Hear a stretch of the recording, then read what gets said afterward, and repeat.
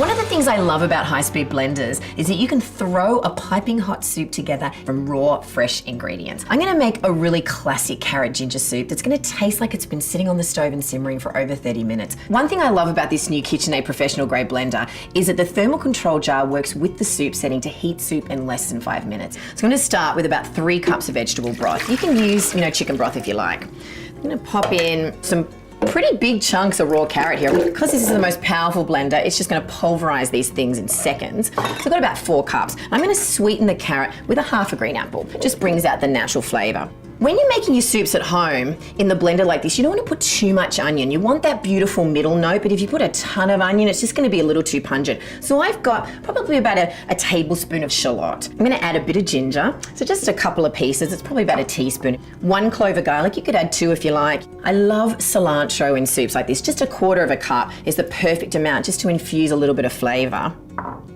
Then I'm going to put about a half a teaspoon of salt. Now everybody's salt preference is different, so you can add more to taste depending on your taste preference, your dietary preferences and so forth. I always add a little bit more at the end. A pinch of turmeric's just gonna really warm it up.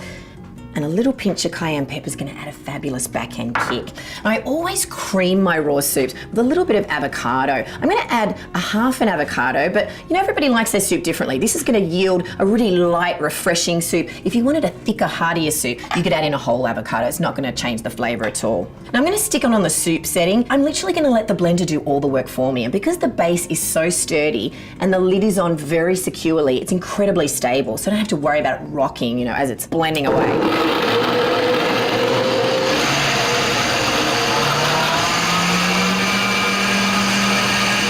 Now another fantastic feature of this blender is you'll notice that the soup cycle reduces the speed. It reduces the foam and the froth in your soup. So it's just gently stirring the ingredients, settling everything before I serve it.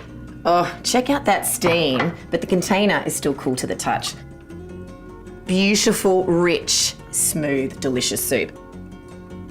One thing I love to do is put the container with the lid firmly in place back on the base. And because the container is insulated, it's going to keep that soup piping hot while I'm prepping the other ingredients for my meal. I'm going to add a little pinch of salt.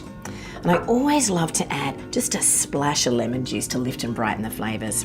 I want to see what kind of soups you're making. So tag me using the hashtag #TheBlendedLife, and you can find more easy, delicious recipes like this at blendwithkitchenaid.com.